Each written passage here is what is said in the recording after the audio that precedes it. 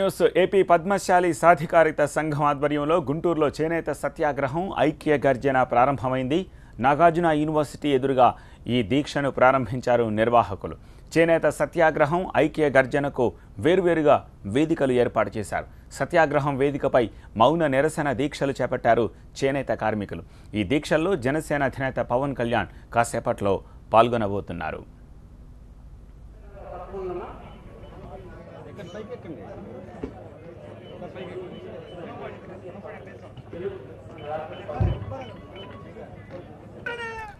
తమ సమస్యలపై చేనేత సత్యాగ్రహం పేరుతో పద్మశాలీలు గళమెత్తుతున్నారు. తమ రాజకీయంగా ప్రాధాన్యం కల్పించాలని, చేనేత రంగాన్ని ఆదుకోవాలని వారు డిమాండ్ చేస్తున్నారు. గుంటూరు జిల్లా మంగళగిరి వేదికగా జరుగుతోన్న ఈ సభలో జనసేన అధినేత పవన్ కళ్యాణ్ పాల్గొననున్నారు. ఉదయం 11 గంటల నుంచి సాయంత్రం 4 గంటల వరకు 75 మంది చేనేత కార్మికులు ఈ సత్యాగ్రహ దీక్ష చేపట్టారు. వీరి చేత దీక్ష విరమింపజేసిన తర్వాత పవన్ చేనేత కార్మికులను ఉద్దేశించి ప్రసంగిస్తారు.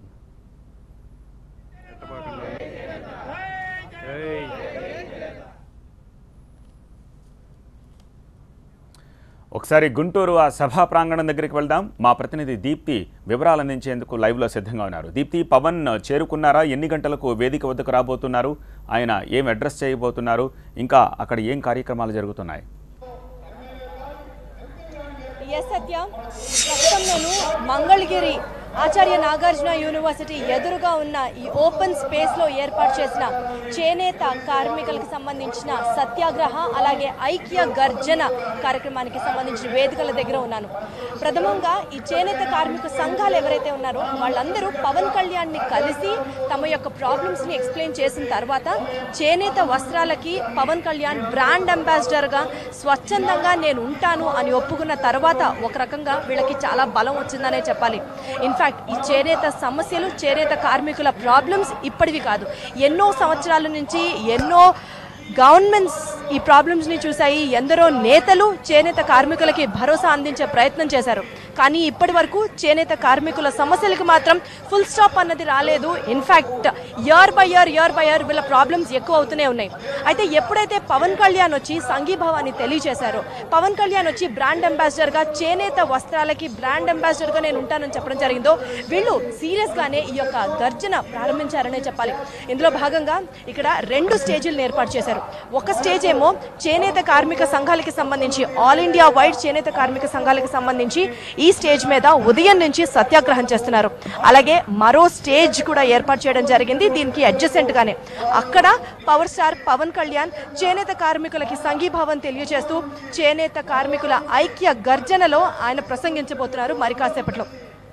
ఇప్పటికే మనకున్న సమాచారం ప్రకారం పవన్ కళ్యాణ్ చేరుకున్నారు అని చెప్తున్నారు. హైలాండ్ రిసార్ట్స్ వద్ద ఉన్నారు అని చెప్తున్నారు. ఏదైనప్పటికీ కూడా పవన్ కళ్యాణ్ ఏదైనా ఒక పని చేస్తున్నారంటే ఖచ్చితంగా ఆయన ఫ్యాన్స్ దగ్గర నుంచి కానీ లేకపోతే యువత దగ్గర నుంచి కానీ విపరీతమైన స్పందన లభిస్తుంది అన్న విషయం మనందరికీ తెలిసిందే. దానికి తగ్గట్టుగా కూడా అందరూ ఏర్పాట్లు ఇక్కడ చేశారు.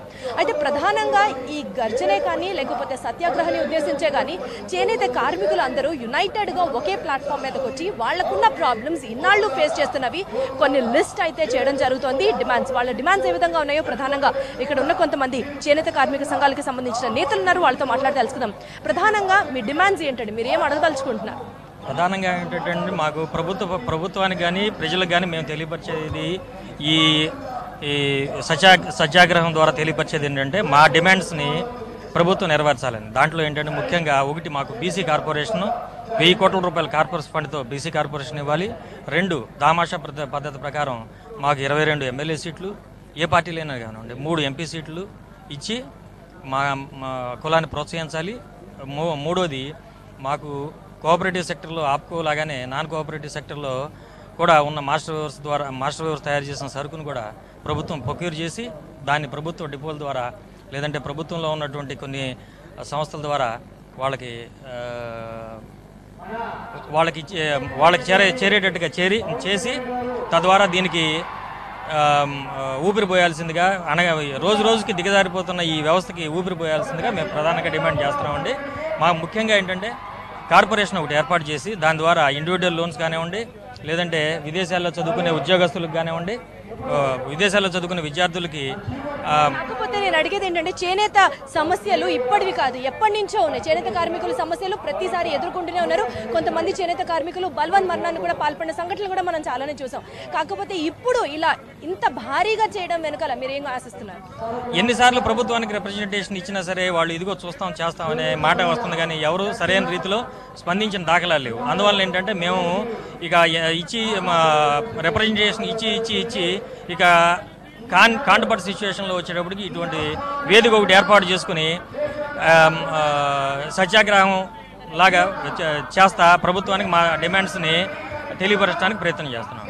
సత్య, ఇక్కడ మనం అర్థం చేసుకోవచ్చు, ఎన్నోసార్లు తమ యొక్క డిమాండ్స్ని ప్రభుత్వం వద్దకి తీసుకువెళ్ళడం జరిగింది. కాకపోతే వాళ్ళు సరిగ్గా స్పందించలేదు. అందుకని ఈసారి మాత్రం చాలా సివియర్గా మేము ప్రమోట్ చేస్తున్నాము అని చెప్తారు. అయితే ఇక్కడ చాలా మంది నేతలు కూడా కొంతమంది ఉన్నారు. ఇక్కడ సత్యాగ్రహంలో పాల్గొన్న కొంతమంది నేతలు కూడా ఉన్నారు. అయితే అమ్మ మీరు చెప్పండి, ప్రభుత్వం ఎవరైతే ఈ యొక్క చేనేత కార్మికుల కోసం ప్రత్యేకంగా ఫండ్స్ రిలీజ్ చేయడం కానీ, లేకపోతే కార్మికుల కోసం పెన్షన్ ఏర్పాట్లు చేయడం కానీ ఇలా చేసింది. నిన్న కాక మొన్న గుంటూరులో ఈ చేనేత సదస్సు జరిగినప్పుడు కొల్లు రవీంద్ర కూడా చెప్పడం జరిగింది, కొంతమంది ఫండ్స్ కూడా ఇన్వెస్ట్ చేస్తున్నాము, పెన్షన్ ఇస్తున్నాము. సో అయినా మీ పోరాటం ఎందుకు కంటిన్యూ చేస్తుంది? మేడం, ఈరోజు ఈ సత్యాగ్రహం చేయడానికి చాలా కారణాలు ఉన్నాయి. ప్రభుత్వం ప్రవేశపెట్టినటువంటి ఫండింగ్ ఏ పక్కన చాలడం లేదు. అది ప్రభుత్వానికి కూడా తెలుసును. ప్రతి కార్మికుడికి లోన్ చేస్తే 30,000 40,000 ఇచ్చారు. దానికి రుణమాఫీ చేయడానికి ఇప్పటి వరకు చేయలేదు. కొంతవరకు చేశారు, ఇంకా చేయాల్సిన అవసరం ఉంది. ఇంకోటి ఏంటంటే వ్యవసాయం తర్వాత ఒకటి వ్యవసాయం అయితే రెండవది చేనేత. ఈ చేనేత వృత్తిలోకి జీవనోపాధిగా అన్ని కులాలు కూడా ఈ వృత్తిలో కొనసాగుతున్నాయి. ఇది దృష్టిలో పెట్టుకొని ఈరోజు జీవనోపాధికి ఇది జీవనోపాధికి అందరికీ కూడా అనుకూలంగా ఉంది. దీనికి ఎందుకైనా ప్రభుత్వం కార్పొరేషన్ చేయాలని మేము కోరుకుంటున్నాం. మొత్తానికి వీళ్ళు ప్రధానంగా చెప్పేది ఒకటే, ఎప్పటి నుంచో ఉన్న సమస్యల్ని ఇప్పటి వరకు అంటే ఫండ్స్ నామకే వాస్తేగా ఇచ్చారు. కాకపోతే ఆ ఫండ్స్కి సంబంధించి ఏమాత్రం ఇప్పటి వరకు రుణమాఫీ కానీ, ఒక చేనేత కార్మికుడికి ఉపయోగపడే విధంగా కానీ ఎటువంటి యాక్షన్స్ తీసుకున్న పాప అనుకోలేదు. కార్పస్ ఫండ్స్ ఏర్పాటు చేయాలి అని మేము అడుగుతూనే ఉన్నాం, చేస్తామని చెప్తూనే ఉన్నారు, కానీ ఇప్పటి వరకు జరగలేదు అని చెప్తున్నారు. మొత్తానికి ప్రథమంగా వీళ్ళు చేసే యొక్క డిమాండ్స్ అన్ని ఉద్దేశంలో ఉంచుకొని, కానీ వీళ్ళు ప్రథమంగా చెప్పేది ఏంటంటే ముఖ్యంగా వాళ్ళకి చేనేత కార్మికులకి ఉపయోగపడే విధంగా ఏది అరేంజ్ చేయలేదంటున్నారు. అలాగే మీరు చూస్తున్నారు, ఇక్కడ ఏర్పాటు చేసిన ఈ ప్రాంగణం మొత్తం మరి కాసేపట్లో పవన్ కళ్యాణ్ వస్తాడు, పవన్ కళ్యాణ్ ప్రసంగిస్తాడు అని చెప్పి ఎదురు చూస్తోందనే చెప్పాలి. ఎందుకంటే ఇప్పటి వరకు పవన్ కళ్యాణ్ ఉద్దానం కిడ్నీ ప్రాబ్లమ్కి సంబంధించి మాట్లాడిన వెంటనే గవర్నమెంట్ రియాక్ట్ అయ్యి ఆ ప్రాబ్లమ్స్ని అన్నింటి ఒక సొల్యూషన్ కోసం ప్రయత్నం చేస్తుంది.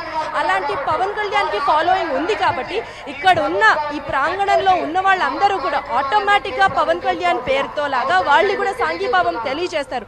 తమ ప్రియతమ నేత అనుకోవాలో లేకపోతే ప్రియతమ హీరో అనుకోవాలో, ఎవరైనా సరే ఈ యొక్క మెయిన్ ఒక మంచి కాజ్ కోసం ప్రమోట్ చేస్తున్నప్పుడు ఆటోమేటిక్గా ఫ్యాన్స్ కూడా వాళ్ళనే సపోర్ట్ చేస్తూ ఉంటారు. ఈ విషయం కూడా మనందరికీ తెలుసు. ప్రధానంగా చేనేత కార్మికులు ఇవాళ మాట్లాడేది ముఖ్యంగా ఉద్దేశించిన రెండు ఉద్యమం. ఒకటి, వాళ్ళకి కార్పొరేషన్ ఫండ్ ఒకటి ఏర్పాటు చేయాలి. నాన్ కోఆపరేటివ్ సెక్టార్ లో ఉన్న మాస్టర్ వీవర్స్ ఉంటారో వాళ్ళకి కూడా కార్పొరేట్ సెక్టార్ లో ఉండేటట్టుగానే వీళ్ళకి కూడా ఫండ్స్ ఇష్యూ చేయడం జరగాలి. ఈ చేనేత కార్మికుల సంఘాలకు సంబంధించి వాళ్ళ ఫ్యామిలీ మెంబర్స్ ఎవరైనా మెడిసిన్, ఇంజనీరింగ్ ఆర్ ఫారెన్ వెళ్ళాలనుకుంటారో వాళ్ళందరికీ కూడా ఫండ్స్ ఏర్పాటు చేసి ఫండ్స్ ప్రమోట్ చేయాలి. అలాగే దామాషా ప్రకారం చేనేత ఫ్యామిలీస్, చేనేత కులాలకు సంబంధించి 22 ఎమ్మెల్యేల మంది and 3 MPs irrespective of any party individual గా ఎవరి దారిలో వాళ్ళకి పోటీ చేసుకునే అవకాశం ఇవ్వాలి అని చెప్తారు. ఎందుకంటే ఇప్పటి వరకు చట్టసభల్లో చేనేత కార్మికులకు సంబంధించి కానీ, చేనేత కష్టాల్ని ఉద్దేశించి కానీ ఎవరు మాట్లాడింది లేరు, ఎవరు రిప్రజెంట్ చేసింది లేరు. అలాంటిది ఇవాల్టి రోజున ఎవరైనా సరే చట్టసభల్లో రిప్రజెంటేటివ్ గా ఎవరైనా వస్తే ఖచ్చితంగా వాళ్ళ యొక్క సమస్యలు కొంత తీరుతాయి అని చెప్తున్న నేపథ్యంలో సార్ మీరు చెప్పండి, ఇప్పటి వరకు చేనేత సమస్యల గురించి మీరు మాట్లాడుతున్నారు, చేనేత కార్మికుల ప్రాబ్లమ్స్ గురించి మీరు రిప్రజెంట్ చేస్తారు, కానీ రాజకీయంగా దానికి ఒక రంగు ఇవ్వడం అనేది ఎంతవరకు కరెక్ట్ అనుకుంటున్నారు? రంగు ఎవరు ఇచ్చారు? 22 ఎమ్మెల్యేలు కావాలి, 3 ఎంపీలని రిప్రజెంట్ చేయాలి అని చెప్తున్నారు. దీనికి మీరేం చెప్తారు?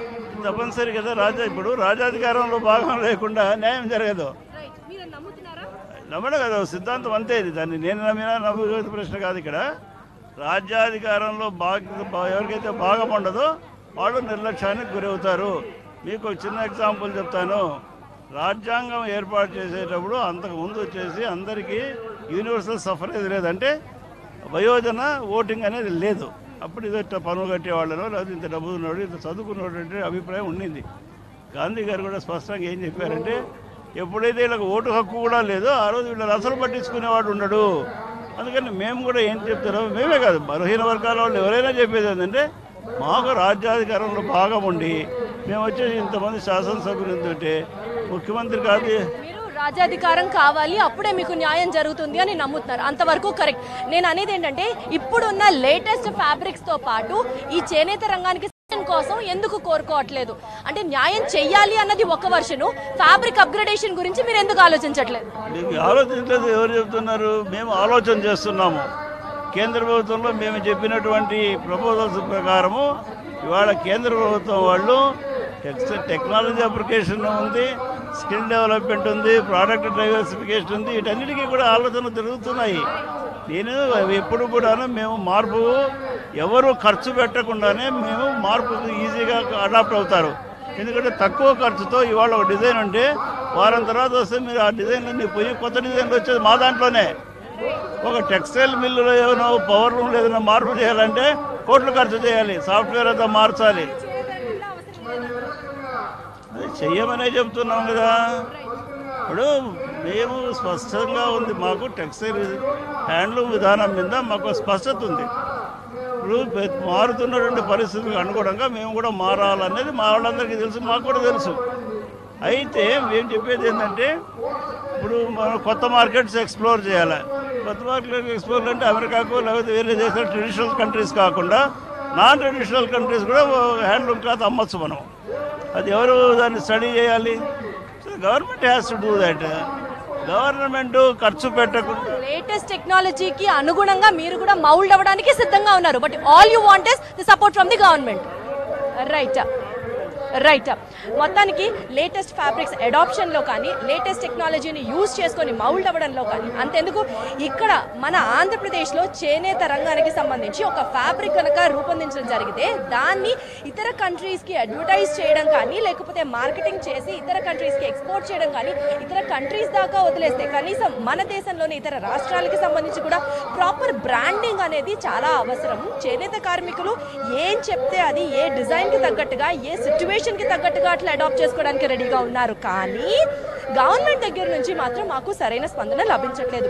చేనేత కార్మికుడు కష్టాలుంటే గవర్నమెంట్ పట్టించుకోవట్లేదు. చేనేత రంగానికి సంబంధించి టెక్నాలజీ అప్గ్రేడేషన్లో కానీ లేకపోతే స్కిల్ లేబర్ డెవలప్మెంట్ విషయంలో కానీ మేము యాక్సెప్ట్ చేయడానికి రెడీగా ఉన్నాం, ప్రొవైడెడ్ మాకు ఒక హెల్పింగ్ హ్యాండ్ ఇవ్వాలి కదా అని.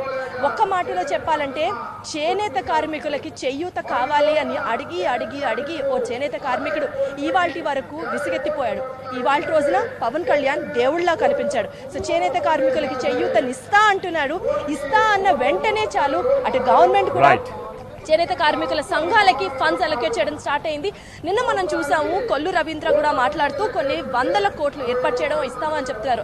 మొత్తానికి ఇన్ని విషయాల నేపథ్యంలో ఒక చేనేత కార్మికుడి సమస్యల్ని రిప్రజెంట్ చేసే విధంగానే దానికి సంఘీభావం తెలియజేస్తూ పవర్ స్టార్ పవన్ కళ్యాణ్ రాబోతున్నారు. ఈ సత్యాగ్రహే కానీ లేకపోతే ఐక్య గర్జన చేనేత కార్మికులకి సంబంధించిన ముఖ్య ఉద్దేశం ఇదే. We want helping hand from the government అన్నది మాత్రమే వాళ్ళు ప్రధానంగా కోరుకునేది. ఇది మంగళగిరి ప్రాంగణంలో చేనేత సభలకు సంబంధించిన latest update. Over to studio Satya.